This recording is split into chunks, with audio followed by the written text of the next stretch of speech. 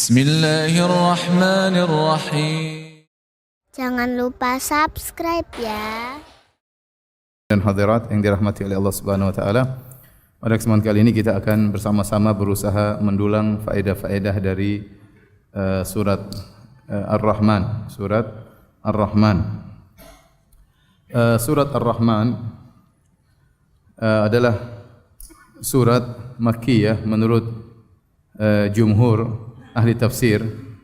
Ya, sebagian ulama berpendapat ada sebagian ayat yang merupakan ayat-ayat madaniyah, namun yang lebih kuat bahwasanya seluruh ayat-ayat dalam surat Ar-Rahman adalah ayat-ayat Makkiyah, yaitu turun sebelum Nabi berhijrah ke kota Madinah. Ada yang mengatakan surat Ar-Rahman turun setelah surat Al-Furqan, karena di dalam surat Al-Furqan ada firman Allah Subhanahu wa taala, wa idza qila lahum usjudu lirrahman qalu wa marrahman. Tatkala dikatakan kepada mereka, kepada orang-orang musyrikin, sujudlah kepada Ar-Rahman, kata mereka, siapa itu Ar-Rahman? Siapa itu Ar-Rahman? Kata At-Tabari rahimahullahu taala, ini pengingkaran dari orang-orang musyrikin terhadap Ar-Rahman bukan berarti mereka mengingkari Allah. Mereka tahu akan adanya Allah. Mereka tahu Allah yang menciptakan mereka, mereka tahu Allah yang menciptakan alam semesta, tetapi mereka tidak suka dengan nama Ar-Rahman. Ya, mereka tidak suka dengan nama Ar-Rahman. Maka mereka berkata, wa mar-Rahman? Anasjudu lima ta'muruna? Apa kami sujud kepada apa yang kau perintahkan kepada kami? Dan itu kejadiannya di Mekah. Ya. Kemudian juga dikuatkan dengan yang disebut dalam sirah nabawiyah tentang kisah Ibnu Mas'ud radhiyallahu taala anhu tatkala dia pertama kali datang ke kota Mekah, kemudian dia di awal-awal Islam, kemudian beliau radhiyallahu taala anhu ingin memperdengarkan Al-Quran kepada orang-orang Quraisy, maka pergilah dia menuju areal sekitar Ka'bah, kemudian dia membacakan Al-Quran dengan terang-terangan, maka disebut dia adalah orang dari sahabat yang pertama kali jahara bil Quran, baca Al-Quran dengan terang-terangan. Waktu itu dia baca surat Ar-Rahman. Ar-Rahman 'allamal Quran, khalaqal insan. Maka orang-orang Quraisy yang sedang ngobrol-ngobrol kaget mendengar bacaan Ibnu Mas'ud. Maka mereka pun datang kemudian mengkeroyoki Ibnu Mas'ud, kemudian dipukulin sampai dia jatuh terkapar. Dan dia tetap membaca surat Ar-Rahman dalam kondisi dipukulin oleh mereka. Akhirnya dia balik kepada para sahabat, kata para sahabat, ini yang kami takutkan akan menimpa kalian. Kata Ibnu Mas'ud, kalau kalian ingin saya baca lagi besok, saya akan baca. Dan itu terjadi di mana? Di kota Mekah di awal-awal Islam, menunjukkan bahwasanya surat Ar-Rahman adalah surat Makkiyah. Ar-Rahman ya adalah salah satu dari nama Allah, biasanya bergandengan dengan Ar-Rahim. Ar-Rahmanir Rahim, seperti dalam Bismillahirrahmanirrahim. Alhamdulillahirabbil alamin Ar-Rahmanir Rahim, ya. Yang kedua nama ini Ar-Rahman maupun Ar-Rahim kembali pada sifat Ar-Rahmah, sifat kasih sayang Allah Subhanahu wa taala. Apa bedanya Ar-Rahman dan Ar-Rahim? Maka ada dua pendapat yang kuat dalam hal ini. Pendapat pertama mengatakan Ar-Rahman menunjukkan sifat rahmat Allah Subhanahu wa taala yang meliputi seluruh makhluk, baik kaum mukminin maupun orang-orang kafir. Semuanya mendapatkan rahmat Allah Subhanahu wa taala. Mereka diberi rezeki meskipun mereka kafir. Ya, mereka diberi kesehatan meskipun mereka kafir, ya, dan mereka diberi kemudahan-kemudahan. Allah ciptakan dunia untuk mukminin dan kafirin, ya, untuk ditempati oleh mereka seluruhnya. Adapun Ar-Rahim khusus untuk orang-orang beriman, ya. Sebagaimana dalam firman Allah Subhanahu wa taala, wa kana bil mu'minina rahima. Adalah Allah Subhanahu wa taala bil mu'minin kepada orang-orang beriman rahima, sangat sayang kepada mereka, sangat sayang kepada mereka. Ini pendapat yang cukup kuat dan banyak ulama yang berpendapat dengan demikian. Bahwasanya Ar-Rahman dan Ar-Rahim sama-sama menunjukkan sifat rahmat, tetapi Ar-Rahman rahmatnya mencakup seluruh manusia, baik mukmin maupun kafirin. Adapun Ar-Rahim khusus untuk orang-orang beriman. Pendapat yang kedua, pendapat yang dipilih Ibnu Qayyim rahimahullahu taala dalam kitabnya Badail Fawaid. Beliau berkata bahwasanya perbedaan antara Ar-Rahman dan Ar-Rahim adalah bukan dari sisi siapa yang mendapat rahmat tersebut, tetapi Ya, dari sisi Ar-Rahman adalah berkaitan dengan sifat dzatiyah Allah Subhanahu wa taala, bahwasanya Allah memiliki sifat rahmat yang luar biasa. Adapun Ar-Rahim berkaitan dengan rahmat Allah yang mengenai makhluknya. Jadi Ar-Rahman berkaitan dengan zat Allah, Ar-Rahim adalah rahmat Allah berkaitan dengan rahmat Allah yang mengenai makhluk-makhluknya. Dan secara pendapat, maka pendapat Ibnu Qayyim lebih kuat, ya. Karena dalam ayat yang lain kata Allah Subhanahu wa taala, ya, innallaha bin-nasi laraufur rahim. Dalam ayat yang lain Allah mengatakan sungguhnya Allah Subhanahu wa taala bin-nas laraufur rahim, sangat sayang kepada manusia. Dan manusia di sini mencakup mukminin maupun kafirin. Berarti Allah juga rahim kepada orang kafir, ya. Oleh karenanya Ar-Rahman dan Ar-Rahim sama-sama menunjukkan sifat rahmat, tetapi Ar-Rahman berkaitan dengan zat Allah, Ar-Rahim berkaitan dengan rahmat yang mencapai kepada makhluknya. Meskipun rahmat Allah mencakup mukminin maupun kafirin, tapi tentunya rahmat Allah terhadap orang-orang beriman rahmat yang spesial, rahmat yang khusus, ya. Rahmat terutama tatkala di akhirat kelak, yang rahmat tersebut tidak akan mengenai orang-orang kafir tatkala di hari kiamat kelak. Tapi kalau di dunia semuanya mendapat rahmat Allah Subhanahu wa taala. Baik hadirin dan hadirat yang rahmati Allah Subhanahu wa taala. Surat ini dibuka dengan Ar-Rahman yang menunjukkan rahmat Allah Subhanahu wa taala. Makanya kalau kita baca surat ini, setelah itu Allah Subhanahu wa taala menyebutkan tentang nikmat-nikmat yang Allah berikan kepada hamba-hambanya dengan berbagai macam kenikmatan. Baik nikmat yang berkaitan dengan agama, baik nikmat yang berkaitan dengan dunia, ya, baik nikmat yang berkaitan dengan kemaslahatan manusia. Dan setiap Allah menyebutkan model-model kenikmatan, jenis-jenis kenikmatan, Allah tutup dengan berkata, "Fabi ayyi ala'i rabbikuma tukadziban." Dan nikmat mana dari Rabb kalian yang mau kalian dustakan wahai jin dan manusia? Ya, karena itu surat ini isinya tentang apa? Nikmat-nikmat sebagai bentuk dari rahmat Allah Subhanahu wa taala. Baik, ya, kita bacakan firman Allah Subhanahu wa taala. Allah buka dengan firman-Nya Ar-Rahman, Ar-Rahman. Allah yang Maha Pengasih, ya. Jangan dibaca alif lam ra ha mim nun, ya, jangan. Ya, jangan sampai salah baca alif lam ra ha mim nun, salah. Ini bacanya apa? Ar-Rahman, ya. Allamal Quran. Kata Allah Subhanahu wa taala Ar-Rahman, dialah Ar-Rahman yang mengajarkan Al-Qur'an. Ingat, surat ini Allah sebutkan tentang ti'dadun ni'am. Allah sebutkan nikmat-nikmat. Dan nikmat yang pertama kali Allah sebutkan dalam surat ini adalah Allah mengajarkan apa? Al-Qur'an. Ya, Allah mengajarkan Al-Qur'an kepada Nabi Muhammad sallallahu alaihi wasallam. Allah mengajarkan Al-Qur'an kepada hamba-hambanya, ya. Makanya Allah berfirman, "Wa laqad yassarnal Qur'ana lidzikr." Dan kami telah mudahkan Al-Qur'an sebagai peringatan. Al-Qur'an mudah dipelajari. Ya, orang-orang tidak tahu bahasa Arab saja bisa baca Al-Qur'an, ya. Apalagi yang tahu bahasa Arab, ya. Seorang bisa mengerti tafsir, kalau ada yang bacakan maka mudah dipahami tafsir Al-Qur'an. Ya, jadi Al-Qur'an adalah nikmat yang paling besar yang Allah berikan kepada makhluknya, dan Al-Qur'an adalah kitab yang mendatangkan kebahagiaan sebagaimana firman Allah Subhanahu wa taala, "Taha ma anzalna 'alaikal Qur'ana litashqa." Wahai Muhammad, tidaklah kami turunkan Al-Qur'an kepada engkau untuk membuatmu sengsara, tetapi untuk membuat engkau bahagia. Maka saya selalu ingatkan, sejauh mana keterkaitan kita dengan Al-Qur'an, sejauh itu kita akan bahagia. Saya ulangi, sejauh mana ketergantungan kita dengan Al-Quran, maka sejauh itu kita akan bahagia. Sejauh mana kita semakin jauh dari Al-Quran, maka sejauh itu pula kebahagiaan kita akan menjauh dari kita dan kesengsaraan akan menghinggapi hati kita. Maka seorang mukmin berusaha memiliki perhatian dengan Al-Quran, baik tilawah membacanya atau membaca terjemahannya, mendengarkan tafsirnya, ya. Karena semakin dia memperdalam Al-Quran, maka dia semakin memperoleh kebahagiaan, karena Allah sebutkan dalam surat ini nikmat yang paling besar Allah berikan sebelum nikmat-nikmat yang lain adalah nikmat Al-Quran. Allamal Quran.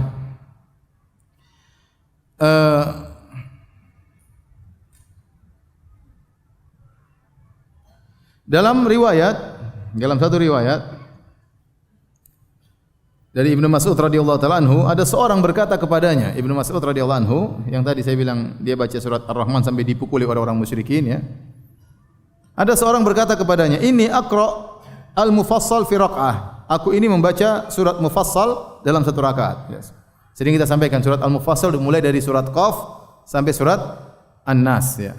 Ya, dibagi menjadi Tiwalul Mufassal, surat-surat mufassal yang panjang, kemudian Awasitul Mufassal, surat-surat mufassal yang tengah, dan Qisarul Mufassal, surat-surat mufassal yang pendek ya. Yang panjang mulai dari Qaf, ada yang mengatakan dari Hujurat sampai surat Al-Mursalat. Kemudian yang tengah-tengah dari surat An-Naba sampai surat Wal-Laili Idza Yaghsha. Kemudian surat mufassal yang pendek dari surat Ad-Duha sampai surat An-Nas. Ini ada orang datang kepada Ibnu Mas'ud, dia berkata, "Sungguh aku membaca satu surat Al-Mufassal dalam satu rakaat." Maka Ibnu Mas'ud bertanya, "Ahadzan ka hadhi syair?" Apakah membacanya dengan cepat seperti sedang membaca syair? Kemudian Ibnu Mas'ud berkata, "Lakinna an-nabiy sallallahu alaihi wasallam kana yaqra'u an-nadha'ira surataini fi raq'ah, Ar-Rahman wa Najm." Akan tetapi Nabi sallallahu alaihi wasallam dahulu membaca dua surat mufassal dalam satu rakaat.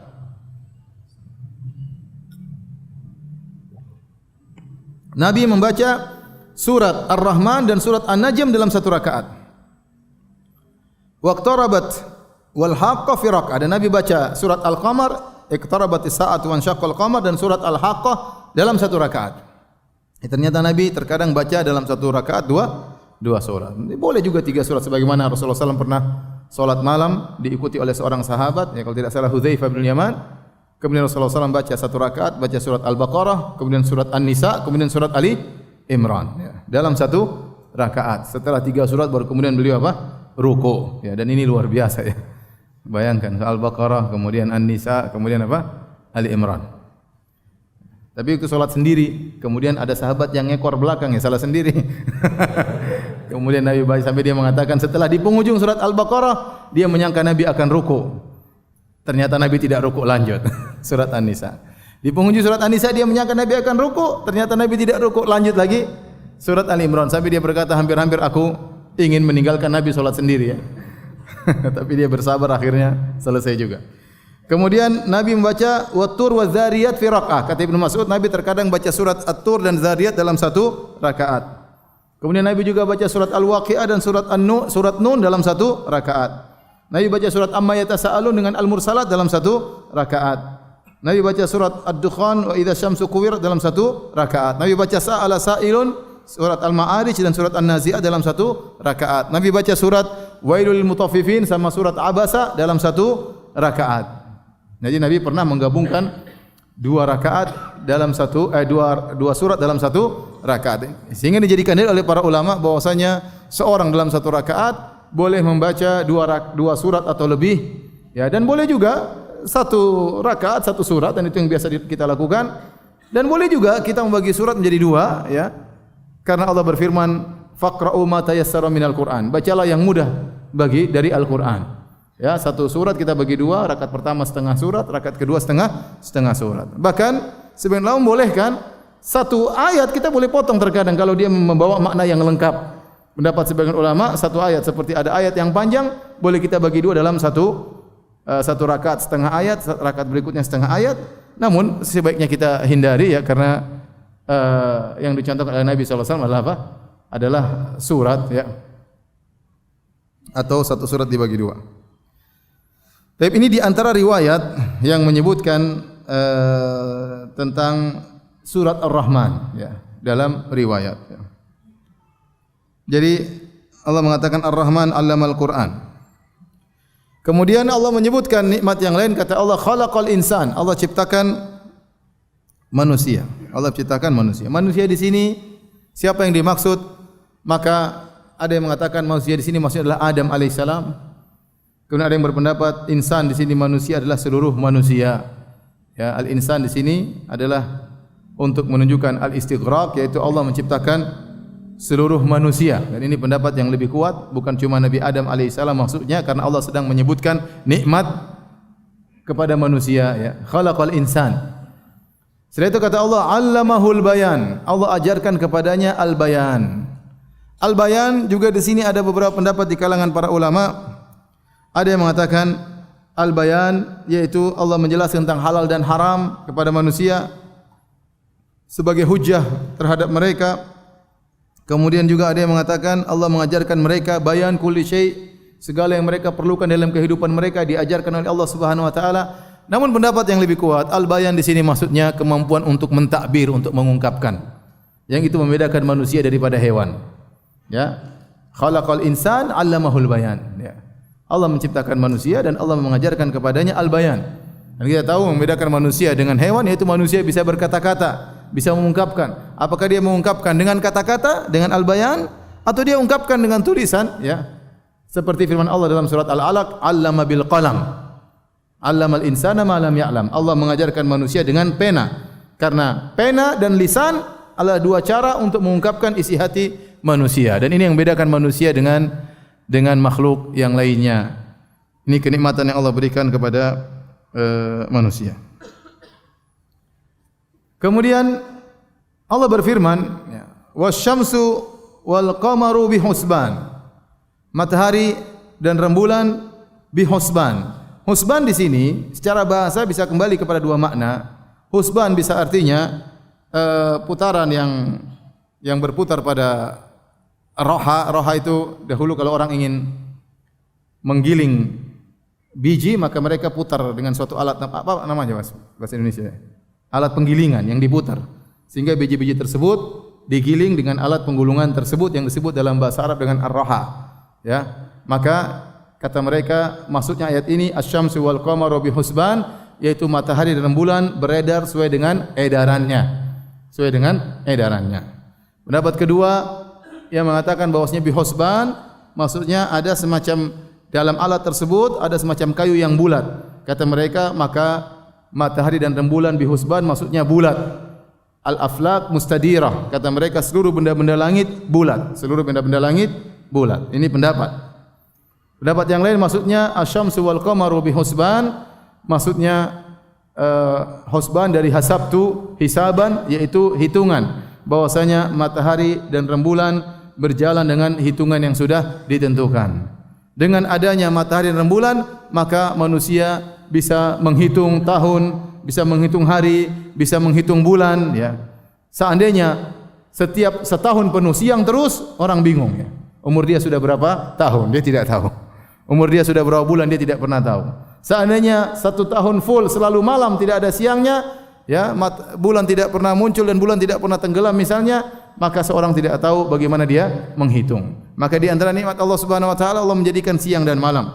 Allah menjadikan matahari, ya. Allah menjadikan rembulan. Rembulan punya untuk menghitung berkaitan dengan kegiatan-kegiatan ibadah, matahari juga diperlukan untuk menghitung yang lainnya. Dua-duanya bisa dita'lamu adadas sinina wal hisab. Kata Allah Subhanahu wa taala agar kalian bisa menghitung tahun dan kalian bisa menghitung yang lainnya.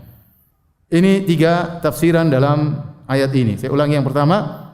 Kata mereka bihusban artinya matahari dan bulan beredar pada orbitnya. Dan ini secara ilmu fisika sekarang benar, ya. Kemudian ada yang mengatakan bihusban maksudnya al-aflaq mustadira. Seluruh benda-benda langit semuanya bulat, ya. Termasuk bumi. Termasuk bumi bulat tidak datar, ya. Ini pendapat dikuatkan oleh Syekhul Islam Ibnu Taimiyah. Beliau menukilkan ijma' dalam beberapa buku beliau seperti dalam Majmu' Fatawa. Ya, demikian juga dalam kitab beliau Bayan Talbis Al-Jahmiyah bahwasanya para ulama ijma' bumi itu bulat. Bumi itu bulat, ya. Adapun firman-firman Allah Subhanahu wa taala yang mengatakan kami jadikan bumi sebagai hamparan, artinya secara kita lihat memang bumi hamparan, dataran yang luas, ya. Allah berbicara tentang apa yang dilihat oleh seseorang di hadapan dia, bumi itu apa? Berupa hamparan sehingga mudah untuk dibangun bangunan, mudah untuk bercocok tanam, ya. Sesekali dihiasi dengan gunung, sesekali dihiasi dengan sungai, tapi secara umum bumi itu apa? Terhampar dan datar sehingga layak untuk ditempati. Tetapi kata beliau, kata Syekhul Islam Taimiyah rahimahullah bahwasanya bumi itu bulat. Ada khilaf kah? Ya, sekarang mulai ada perdebatan antara bumi itu datar ataukah bulat, tetapi kalau saya sampaikan perkataan ulama, mereka mengatakan ijma' bahwasanya bumi itu apa? Bulat, ya. Saya lebih condong pada pendapat ini bahwasanya bumi itu apa? Bulat, ya. Karena di antara dalil yang disebutkan oleh para pendukung bumi itu bulat, kata mereka bahwasanya, ya, kita lihat pergerakan matahari dari dia mulai terbit sampai terbenam, ukurannya konstan, tidak banyak berubah. Berbeda dengan orang-orang yang berpendapat bahwasanya bumi itu datar, kata mereka matahari itu dekat. Tidak seperti yang dibayangkan oleh ahli fisika mengatakan jaraknya 150 juta tahun, tetapi jaraknya cuma dekat. Nah, kalau jaraknya dekat, tentu perubahan dia dari terbit sampai terbenam harusnya perubahan bentuknya, ukurannya kok sangat signifikan ya. Karena kalau kita lihat benda dekat dengan kita, dia semakin jauh sangat kecil kan? Paham tidak? Kita lihat pesawat misalnya dekat kan, kalau pas di atas kita dia, tapi semakin jauh semakin apa? Menghilang. Karena jaraknya dekat. Tapi kalau kita lihat benda yang sangat jauh, dia akan konstan ukurannya seperti bintang dan yang lain. Ini antara dalil sederhana bahwasanya bumi itu bulat. Demikian juga saya tadi baru baca dalil sederhana. Mereka sebutkan Burjul Khalifah. Antum tahu Burjul Khalifah? Tahu enggak? Tower yang ada di Dubai. Antum belum pernah masuk kan? Ya, kalau saya pernah alhamdulillah. Makanya jadi ustaz. Saya sama istri sama anak ya. Jadi Burjul Khalifah itu tingginya 1 kilo kurang, 850 meter atau kurang dikit daripada itu. Atau kurang lebih. Di situ sampai disebutkan orang melaksanakan salat maghrib di 3 waktu. Karena bagian bawah dia maghrib terlebih dahulu. Bagian tengah agak belakangan dan semakin atas semakin apa? Belakangan. Paham tidak? Ya, semakin orang semakin tinggi dia bukanya semakin telat. Jadi sampai mereka salat maghrib di 3 waktu. Yang lantai bawah salat maghrib di luar, buka puasa di luar. Yang lantai tengah nunggu sebentar. Yang lantai paling atas nunggu lagi sebentar. Makanya mereka mengatakan di Burjul Khalifah, di Tower Khalifah tersebut, seorang bisa melihat matahari tenggelam 2 kali atau 3 kali. Ya tinggal dia lihat matahari tenggelam, kemudian naik lift ke atas, dilihat lagi matahari tenggelam. Ini menunjukkan bahwasanya bumi itu bulat. Kenapa? Semakin kita tinggi, kita semakin bisa melihat ke bawah, jadi matahari masih kelihatan. Tadinya sudah tenggelam, kelihatan lagi kan? Paham tidak? Ini kan bulan, ini bumi misalnya. Sekarang kita di bawah, matahari sudah tenggelam. Tapi kalau kita naik ke atas, kelihatan. Seandainya bumi itu datar, maka tidak merubah, ente naik turun tetap aja enggak kelihatan. Paham tidak? Enggak paham juga enggak apa-apa. Cuma ya silakan yang berpendapat bumi itu flat, datar, boleh-boleh saja silakan. Saya hanya menyampaikan perkataan para ulama bahwasanya Ibnu Taimiyah rahimahullah taala mengatakan bumi itu bulat, dan saya sampaikan juga perkataan ahli tafsir, mereka mengatakan al-aflak mustadirah, bahwasanya benda-benda langit itu bulat. Wallahu taala alam bissawab. Baik, kemudian kita lanjutkan. Kata Allah Subhanahu wa taala, ya. Wan najmu wasyajaru yasjudan. Allah sebutkan bahwasanya an-najm dan asy-syajar, bintang-bintang dan pohon-pohon, mereka sujud kepada Allah Subhanahu wa taala. Para ulama sepakat ini maksud dengan asy-syajar adalah pohon-pohon yang memiliki batang. Itu disebut dengan asy-syajar. Namun para ahli tafsir khilaf tentang makna an-najmu. An-najmu, apa makna an-najmu di sini? Ada 2 pendapat di kalangan para ulama. Pendapat pertama mengatakan an-najmu di sini maksudnya ma najaba minal ard, yaitu tumbuhan-tumbuhan yang tidak ada saknya, tidak ada batangnya. Itu namanya an-najmu dalam bahasa Arab. Jadi an-najmu bukan hanya maknanya bintang, tapi maksudnya adalah tumbuhan-tumbuhan yang tidak ada batangnya, seperti kangkung, seperti sayur mayur, ya. Yang ada pohonnya seperti pohon durian, pohon mangga, pohon macam-macam ya. Dan banyak tumbuhan yang tidak memiliki batang yang tinggi, banyak tumbuhan yang rendah dan tidak memiliki batang. Tumbuhan-tumbuhan yang tidak memiliki batang-batang tersebut disebut dengan an-najmu dalam bahasa Arab. Sehingga sebagian ahli tafsir mengatakan an-najmu wasyajaru yasjudan, maksudnya seluruh Allah sedang berbicara tentang pohon-pohon. Itu pohon-pohon baik yang berbatang maupun yang tidak berbatang, semuanya tunduk sujud kepada Allah Subhanahu wa taala. Ini pendapat pertama. Pendapat kedua, dan ini dirajihkan oleh Ibnu Katsir rahimahullahu taala, bahwasanya yang dimaksud dengan an-najmu di sini adalah benda langit, yaitu bintang-bintang. Yaitu Allah ingin menjelaskan bahwasanya di bumi dan di langit semuanya sujud kepada Allah Subhanahu wa taala. Dan Allah menggandengkan bintang dan pohon dalam ayat yang lain, seperti dalam surat Al-Hajj ayat 18, kata Allah Subhanahu wa taala, "Alam tara annallaha yasjudu lahu man fis samawati man fil ardi." Tidakkah kau lihat bahwasanya telah sujud kepada Allah atau sujud kepada Allah semua yang di langit dan semua yang di bumi, malaikat, manusia. Wasyamsu wal qamar, matahari juga sujud, rembulan juga sujud. Wan nujumu, dan bintang-bintang juga sujud. Wal jibalu wasyajaru, dan gunung-gunung dan pohon-pohon. Wad dawabu, dan binatang-binatang. Wa katsirun minan nas, dan kebanyakan banyak manusia yang sujud kepada Allah Subhanahu wa taala. Artinya banyak manusia yang sujud, banyak manusia juga yang tidak sujud.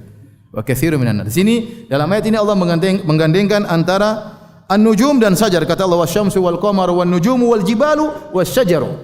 Matahari, rembulan, bintang-bintang, gunung-gunung dan pohon semuanya sujud kepada Allah Subhanahu wa taala.